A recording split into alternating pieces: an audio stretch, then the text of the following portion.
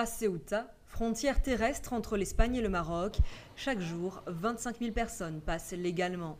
L'accès à l'Union européenne par les 3 postes de frontière gérés conjointement par les autorités espagnoles et marocaines est strictement contrôlé. Nom, prénom, tout doit correspondre. Passeports et autorisations sont examinés avec rigueur. La garde civile traque ici les clandestins cachés jusque dans les coffres des voitures. Car pour les migrants venus d'autres pays, les autorisations de passage sont impossibles à obtenir. Et malgré ces contrôles, 2000 d'entre eux passent illégalement chaque année. Ici, on est juste à la frontière entre l'Europe et le Maroc. Donc on voit d'ici la clôture qui sépare le Maroc de l'Europe. Et c'est un endroit très dangereux à cause des grands courants. Et c'est très difficile, même aujourd'hui avec une mer qu'on pourrait dire qui est en calme. Ça bouge énormément. Alors quand il y a des tempêtes, c'est l'enfer, quoi. C'est pour ça qu'on insiste toujours à dire que le détroit de Gibraltar, c'est une des fosses communes du monde.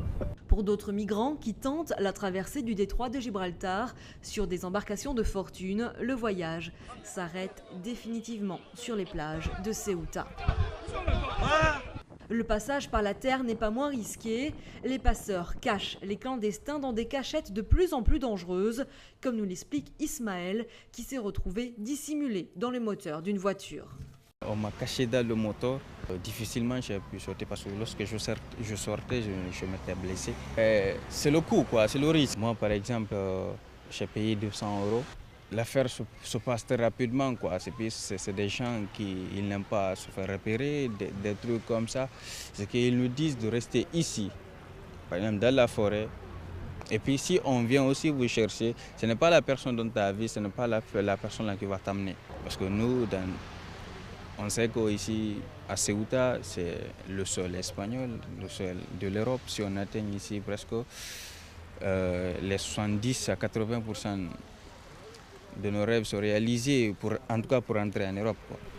En 2013, c'est 100 migrants qui sont arrivés à la nage sur la plage de Ceuta. Et face à la police, ils crient leur joie.